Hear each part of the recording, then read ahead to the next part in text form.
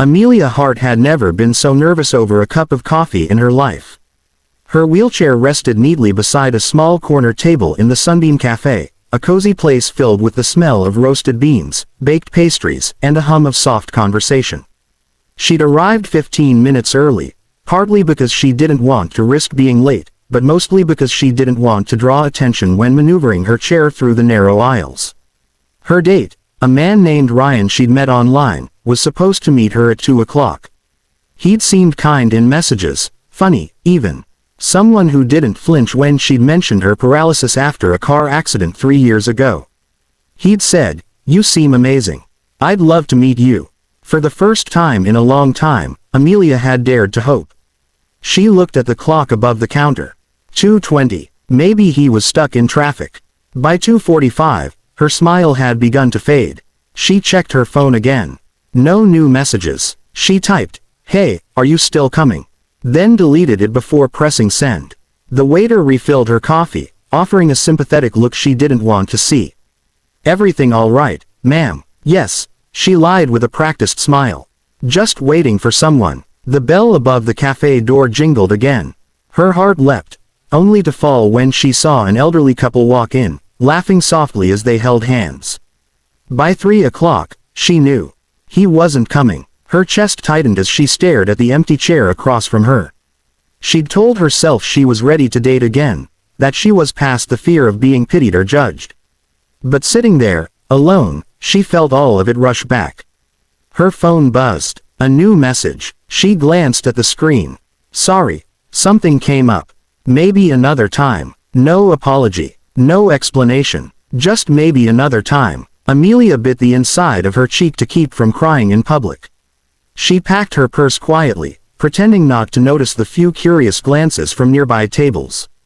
The cafe that had felt so warm an hour ago now felt unbearably small. "Are you sad, lady?" The soft, innocent voice startled her. She turned to see a little girl standing beside her wheelchair, clutching a tiny stuffed rabbit. She couldn't have been more than 5.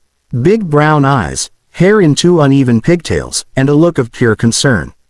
Amelia blinked in surprise, then forced a smile.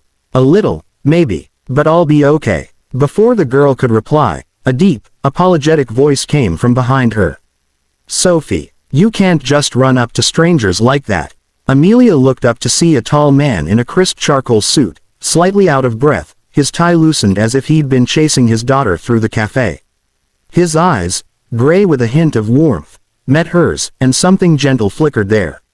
"I'm so sorry," he said. "She likes to make friends everywhere she goes."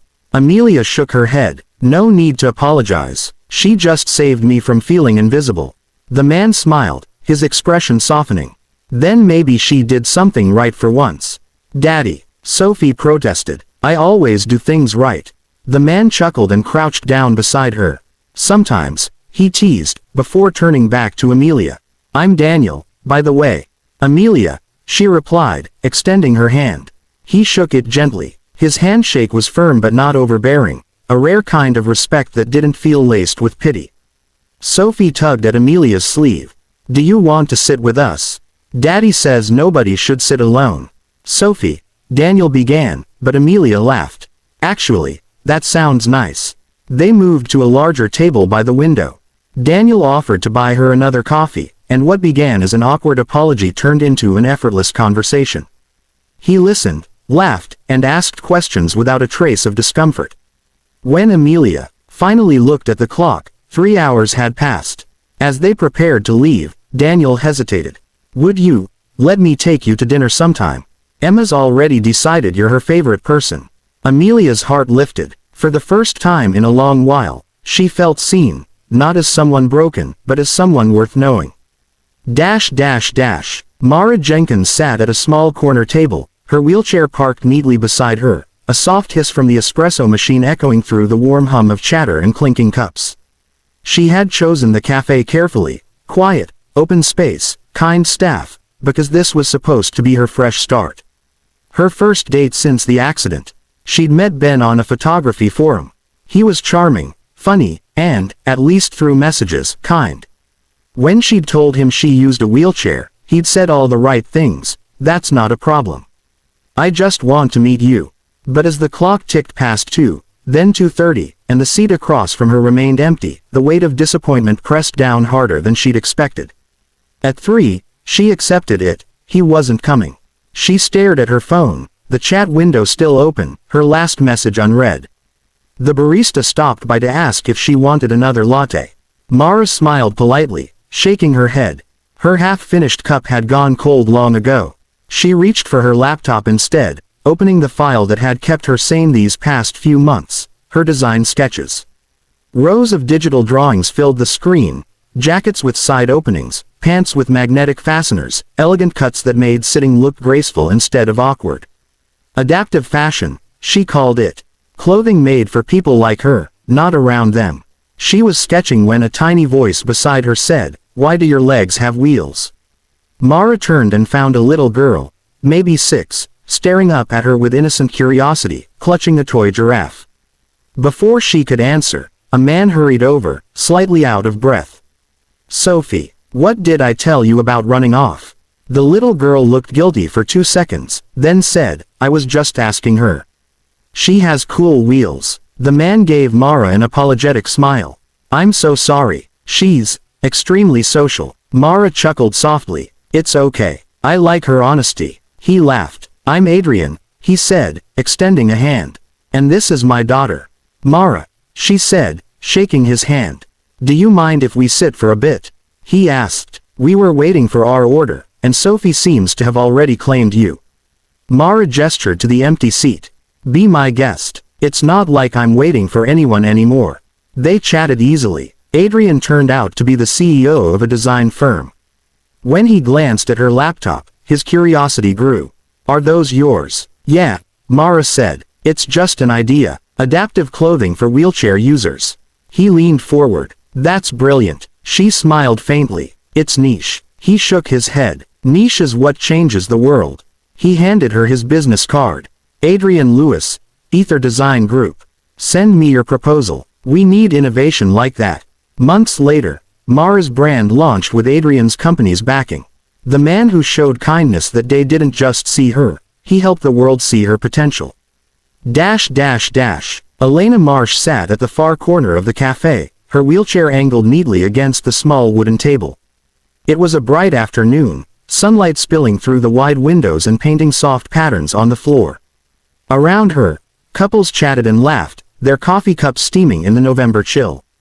Her latte had gone cold. She tried not to check the clock again, but her eyes drifted upward anyway, 2:57 p.m. He was late. Her date, Jason, had promised he'd be there at 2. When she realized he wasn't coming, humiliation burned through her. The waitress offered another drink, but Elena refused. She was about to leave when a small voice stopped her. "Hi, why are you sitting all alone?" A little girl stood by her side, about 5 years old, with bright blue eyes and a half-eaten cookie. Before Elena could answer, a man hurried over. "Sophie, you can't just run off like that." The little girl pointed at Elena. "But she looks sad." "I guess I am," Elena said softly. The man looked embarrassed. "I'm so sorry. She means well." "It's all right," Elena said with a faint smile. "She's a sweetheart." "I'm Michael," he said, extending his hand. "And this little troublemaker is Sophie." "Elena," she replied, shaking his hand. "Wanna sit with us?" Sophie asked. Elena nodded, and they sat together. Sophie chattered about school and her pet hamster, and Michael listened, adding quiet jokes. When Sophie left to buy another cookie, Michael asked gently, "Were you waiting for someone?" "A date," Elena admitted. "He didn't show." He nodded. Then he made a mistake. They talked for another hour. Michael told her he was a single father and a CEO at Horizon Robotics. When they left, he handed her a napkin with his name and number. "Call me," he said. "Maybe for that coffee you didn't get to have." Weeks later, she did. That meeting became the start of not just a new career, but a quiet, patient love. Rachel Carter sat quietly at the cafe's corner table, her phone screen glowing beside her cold cup of cappuccino. He was late. Her date had promised to meet her at 2, but it was almost 3:30. She looked out the window, whispered a prayer. "Lord, I'm tired of being disappointed. If there's still something good meant for me, Let me see it. When she lifted her head, she saw a little girl skipping between tables with a bunch of daisies. The child stopped beside her and held out a flower. This is for you, Rachel blinked. For me. Daddy says everyone should have one today. A man approached, tall, kind-eyed, in rolled-up sleeves. Sophie, he said, smiling at Rachel, we're giving flowers to strangers today. Sorry if we interrupted you. You didn't, Rachel said. You just made my day. I'm Luke, he said. And this is Sophie. Rachel, she said, smiling. They sat together for a while, talking about life, faith, and songs.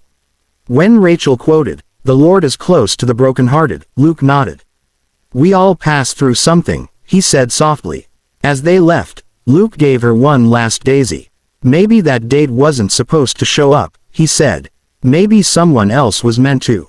Rachel sat there long after they left, feeling peace instead of pain.